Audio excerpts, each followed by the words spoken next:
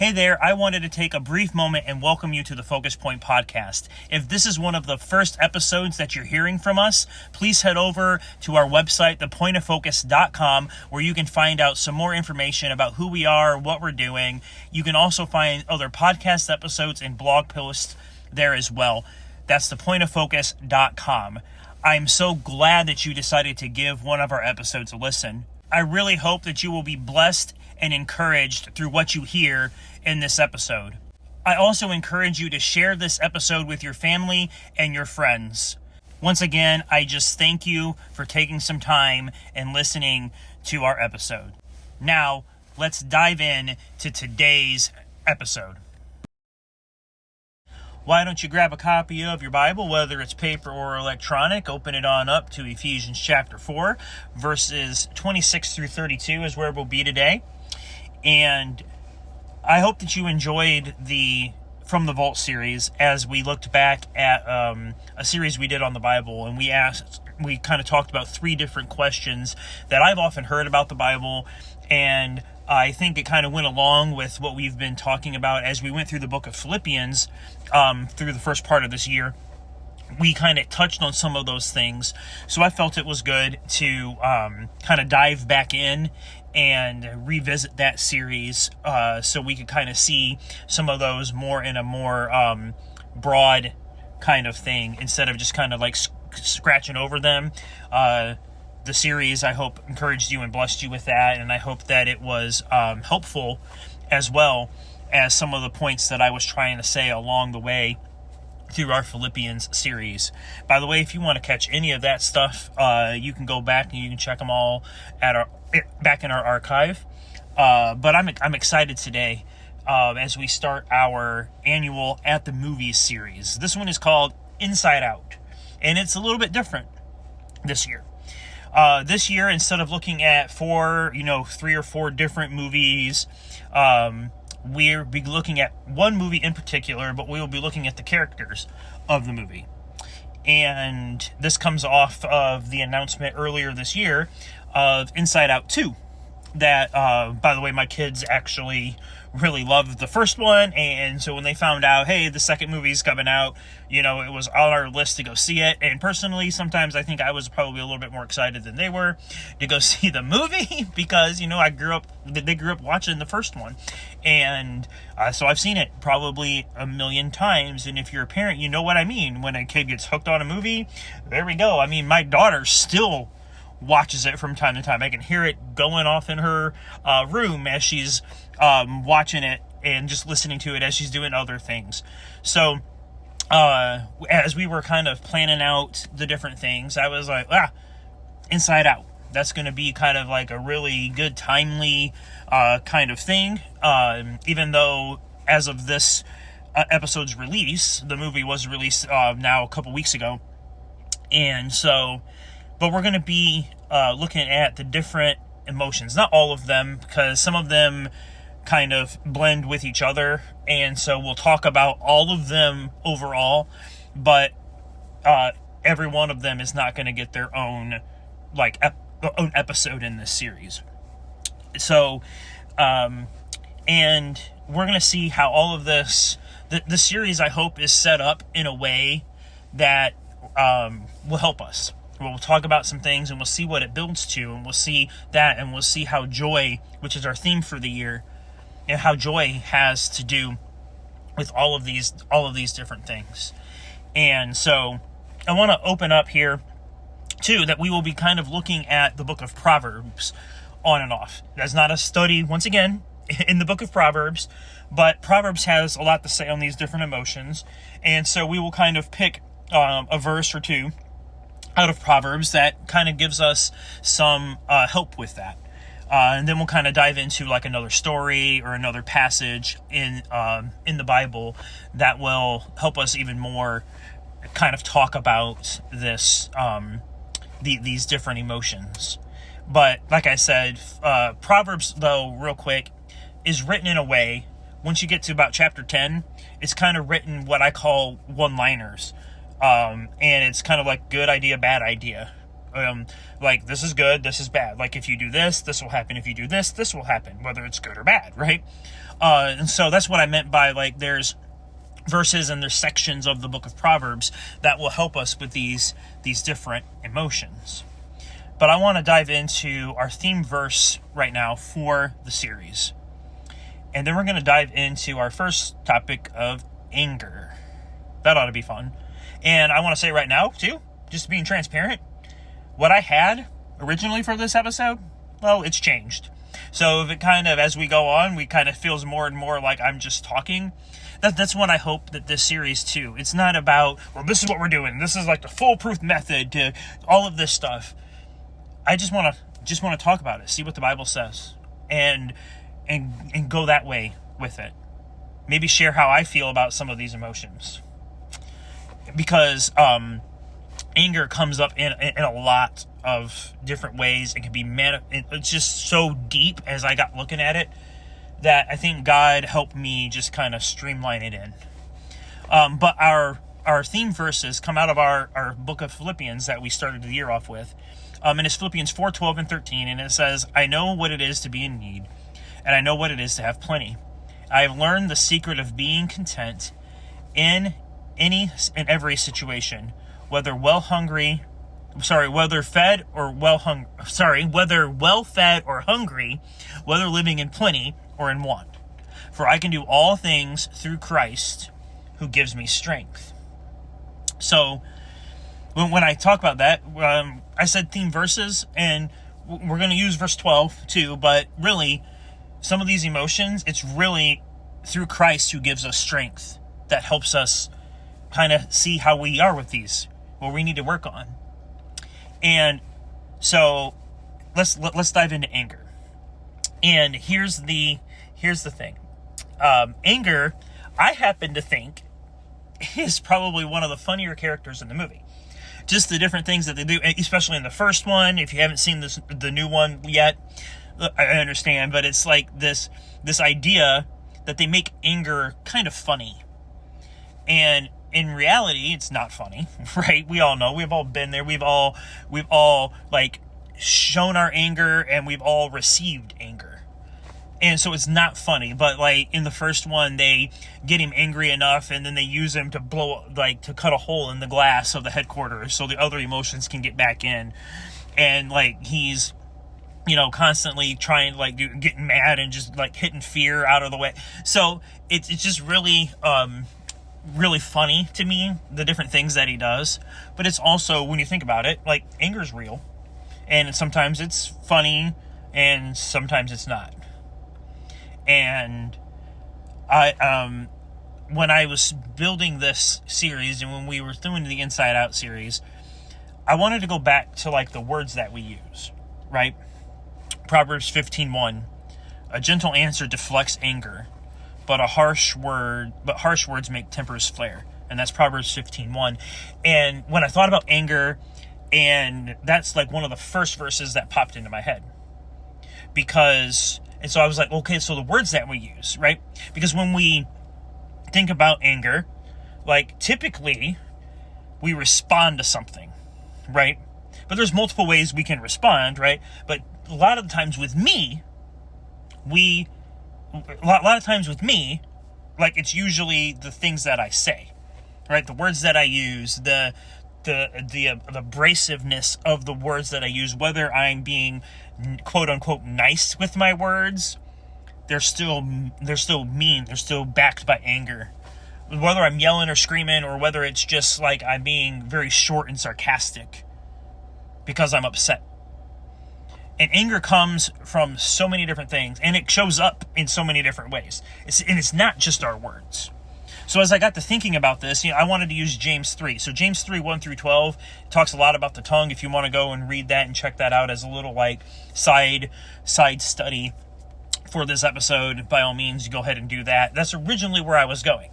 But as I got to thinking more and more, it's like, well, anger isn't just that. Anger is also slamming doors and yelling and throwing stuff and breaking things. Like in the past, I've gotten angry. I've broken something. One of my first cell phones that I had, it wasn't working right. I was in the process of trying to get a new one, but I was still stuck with this thing that wasn't working right. And I just threw it because it made me mad, and it broke into a lot of pieces. And if I would have thought about it, I would have saved that, because it comes up in illustrations when I talk about anger, when I talk about patience.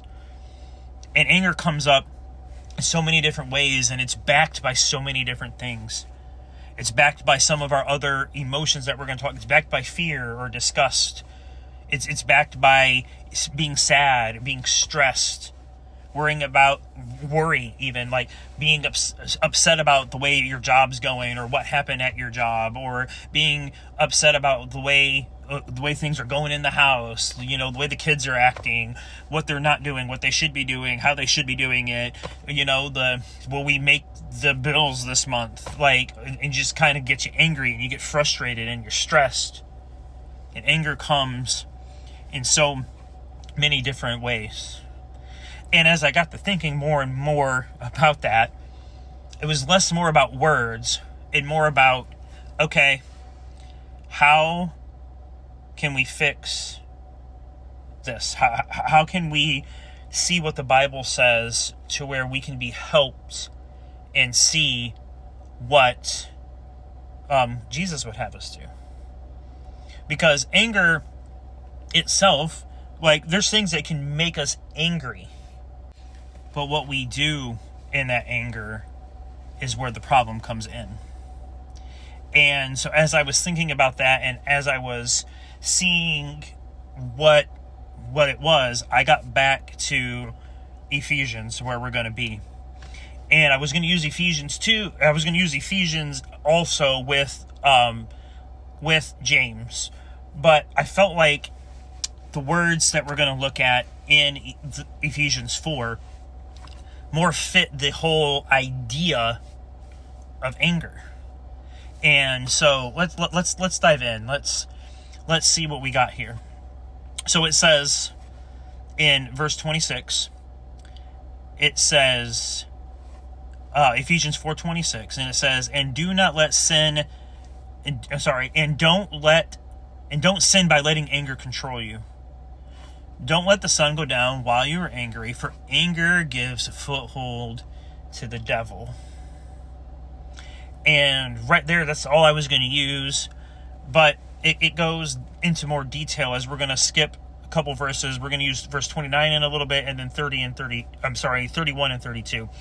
So here's what that is telling me, right? Don't let the sun go down while you're sleeping. I've heard mixed things about this. You got to fix everything. You got to resolve everything before you go to bed, right? Relationship stuff, right? Don't go mad, you might not wake up in the morning and all of this stuff. And I'm making light of it and kind of haha about it, but really in reality, that's true. But I've heard the lead pastor of the church that I attend say sometimes that's not always the best. Because if you're both tired and angry and upset or whatever happened, maybe you need to go to bed first, right?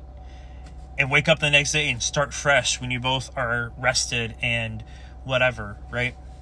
But here's the thing. That's kind of, you're saying that the Bible's wrong? No. If you can resolve it, resolve it. But if it's going to make everything worse, and you're going to wind up going to bed angry anyway, or sleeping in separate rooms, or whatever, this is me. Don't go to bed while you're still angry. So it's more telling me, and the way I picture my pastor saying it, it's more, don't go to while you're still angry. So it's more like, hey, how about we just put a pin in this and go to bed, and get some sleep, and we talk about it tomorrow. It's not letting your anger control you. I gotta be right. We gotta finish this now. We gotta get it. All of this stuff, because I can tell you right now, my wife and I have had arguments, and that's not the way it always works, right? Oh, let's just try to get everything resolved, because if we tried to get some things that we were discussing resolved, and we were in the middle of having an argument or a fight, we would be up for 3 days trying to get it all resolved. If we can't go to bed until we're not angry anymore. But the thing is that if we can, Oh, I fully believe that, because I fully believe what the Bible says. I believe anger it gives a foothold to the devil. If he can get you angry, then we start saying stuff that we don't mean. We start acting in ways that we don't mean. And we start acting in ways that aren't us. So don't let the sun go down while you're still angry. That means putting a resolve on it until we can continue talking about it, to where we're not saying things. Verse 29, the reason I say that is, the reason why we're skipping some verses too is because, once again, it goes back to what I said in those from the Vault episodes. The Bible, I think, talks to us how it... And so Paul, who's writing Ephesians, kind of throws some other stuff in here. But he goes, like, here, while you're still angry, right? Don't let anger control you, right? Well, when you go down, verse 29, it says, don't use foul or abusive language. Let everything you say be good and helpful, so your words can be an encouragement to those who hear them. So when I think about not letting... Sometimes it's like, hey, if I'm not going to say the right things, if I'm not going to say what's helpful, if I'm not going to say what's encouraging, if I'm not going to say what is going to benefit, if I'm not going to say what's good, then maybe we need to sleep on it and come back and get it in the morning. Because also, too, just because you might resolve it, there might still be some anger there. Personally, because we're humans, sometimes I think it's impossible to not go to sleep not angry. I think there's always something that just is there, right? So that's always tripped me up, because it's like, well, I've heard people say it so many different ways. It's just a way to think, right? Sometimes it's good to get it resolved. If you can calm yourself down, take 5 minutes and come back, and if you can get it, but sometimes you just can't. Because being tired, like I mentioned, stress and all of this stuff, being tired is one of those things for me. Maybe not for you, but if I'm tired, I'm shorter, I'm less, friendly. It's more kind of like, I just want to go to bed. And it makes me more angry because I'm not able to go to bed because we're trying to fix this thing and it's not coming because we're not, right? And maybe you feel what I just felt. So then we go down to verse 31. And it says, get rid of all bitterness and rage and anger and harsh words and slander, as well as all evil types of behavior. Instead, be kind to each other, tender-hearted, forgiving one another, just as God, through Christ, has forgiven you. And when I read these, I think that it's just all about how we choose to do this. And only we know each other, and only we can conversate with our spouse or a friend or whatever, right? And do these relationship things when it comes to anger, how we handle our kids, how we do all of this stuff. And right there, get rid of all bitterness and rage and anger and harsh words and all of this stuff that goes together that can make us angry. We can be bitter and upset, envious, if you will. We're going to talk about that. Like I said at the beginning, I think there's a reason why, I thought how to place these different things to really kind of build with each other, or we kind of get one out of the way and then we talk about these other things. And then, so the anger leads to some of these other things, right? Rage and harsh words and slander. You can find yourself going, well, if my wife would just listen, or if my kids would stop being so stubborn and all this stuff like that, well, that's slander and that's harsh words against them. But in reality, it's both anger. It's being upset and the way we respond to it. I think that's why God directed us to this part of Ephesians. Like I said, yes, I skipped over some stuff, and we can worry about that, or we can worry about what God is trying to teach us, which is back in verse 24, where it says, we put on our new nature. God, created to be like God, truly righteous and holy. And then Paul runs into all of these things. Stop telling lies in verse 25. Don't let anger control you. Don't let the sun go down while you're still angry. Anger gives a foothold to the devil. Quit stealing, quit using your hands, use your hands for good, hard work. Don't use foul or abusive language. Use encouraging and helpful and good words. Don't get rid of these things, bitterness and rage and anger and harsh words and slander and all types of other evil behavior. Whatever you want to list in there. And then it's be kind to each other. Tenderhearted, forgiving one another, just as God, through Christ, forgiven you. So when you look and when we see all of this stuff, I think this is how anger is work. And that's why I said there's no, I still get angry. I still get mad. But doing this helped me do an internal check, right? It's kind of like, why do I get angry? And it comes out of frustration. It comes out of maybe even fear and worry and discontent. Why we go back to saying, I've learned the secret of being content, right? It's being happy with what you have, being happy with where you are.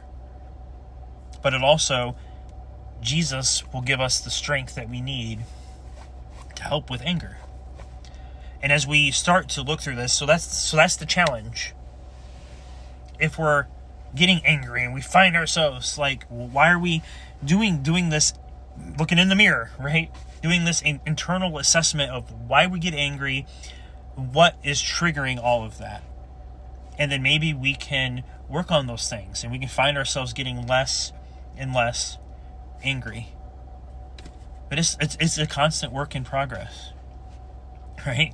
It's never no one's ever going to arrive. We talked about that in our I've Got the Joy series as we looked at Philippians. No one's ever there. The only one that was ever there was Jesus. And the whole idea is we're just working on it. We're not ever going to not be angry, but it's how we respond. Because it says, do not sin by letting your anger control you. That's when you start saying things that this abusive and hurtful and a foul language. It's not necessarily talking about profanity. It is and it isn't at the same time. Foul, just using words that are harmful to each other. Using words that are upset, that upset other people. Just words that are not over altogether helpful. And I think that is because the NIV translation, really the Message translation, says, watch the way you talk. Let nothing foul or dirty come out of your mouth. Say only what helps. The NIV, do not let any unwholesome talk. Do let no corrupting talk in the ESV. As we just talked about the different Bible translations, it helps us understand a little bit more. It's not necessarily talking about for the four-letter words. It's just watching the way we talk. James 3 tells us that our mouth, the tongue, is just all sorts of evil. And it sets, one little spark sets great forest fires, right? A gentle answer turns away wrath, but a harsh word stirs up anger, right? You throw a spark in a dry patch of grass, you're going to get a fire. You throw the right kind of word into a conversation, into a moment that's heated, you could have an explosion. So Proverbs is telling us, a gentle answer. Curbing our anger and saying what we need to say, but in a nice way that is encouraging and helpful. That's the way it was. That's the way it is. It's the truth. And the thing is, though, we don't have it all together. I don't. I know I don't. But I can try. Gentle answer turns away wrath, but harsh word stirs up anger. I found that when I'm harsh with the kids or with coworkers or with my spouse, right, with my wife, when I say something, but it's really not meant to be, but it's taken as it sounds, taken as it's perceived sometimes, which is how people perceive things. That's a whole nother, but when I say something, is it gentle? And is it, even though I might be upset, am I saying it gently, become hey, can we talk about, or am I just getting short and upset and saying things that start a forest fire in my relationships. So that's my challenge this week for us. Is find ways to do an internal assessment of where we get angry, what gets us angry, what makes us have shorter fuses, if you will. And then have conversations with different people. That not the people that make us angry. Like, listen here, you make me. That's not what I'm talking about. I'm talking about have conversations with them, with the kids, with the spouse, and go, hey, you know what? When we start to have a conversation and I start to get frustrated, if I just say, hey, I need a minute, and walk off, it's not because I'm mad. It's because I'm trying not to get mad, right? So that's my encouragement. And as we go through these different things, it's going to be the same kind of situation as we look at these different stories and we look at these different moments. And we see, as we look at the different stories in the Bible and the moments that they're in with this stuff, and how we can, basically, this is like a self-assessment series. We can take a look and be like, what's scaring us? What's worrying us? What's causing fear? What are we getting envious about? Where do we have shame and guilt? Where do we have anxiety? That's coming up. I'm excited for that one because, like, it's really helped me actually watching this movie for the part of anxiety. And where sadness comes in and joy comes in. And why choosing to have joy really will help. And why, like, learning just to be content, learning to be happy, and just going to Jesus who gives us our strength. So important. So I'm excited to unwrap this series. I'm excited to be in this series. And I hope that it helps. I hope that we are encouraging and that we help each other with this. So, once again, I hope that this encouraged you and it blessed you in some kind of way. I hope that we'll do the challenge and we'll just kind of see where we are with these different topics, and we'll see where we are with anger and what causes us to be angry, and then how we do that. Because the Bible is saying that anger itself isn't a sin. It's saying in your anger, do not sin. Don't sin by letting your anger control you. Because when we throw things or we yell or we hit something or we use our words as weapons and all of that, that's where it becomes a problem. But anger itself isn't necessarily a sin. Because there are things that make us angry. There are things that make us upset. There are things that we just like, wow, how is that even happening? But how we respond is what the Bible's telling us is important. And so I hope that you'll kind of take that challenge and you'll look kind of into your own life, and you'll encourage your family and your friends too as well. Because it's important. We all got to be on the same page. Because if you just walk off one time, you know what? Like, I'm done talking right now. You just walk off because you need a minute, but you don't tell anybody that that's what you're doing. Well, then they're kind of like, oh, great. I just made him mad. He's never going to come back and talk to me. All of that kind of stuff. You wind up sleeping on the couch or wind up, having a mad teenager in your house or whatever it is. So that's the verse that I want you to take with you. In your anger, do not sin. Don't sin by letting your anger control you.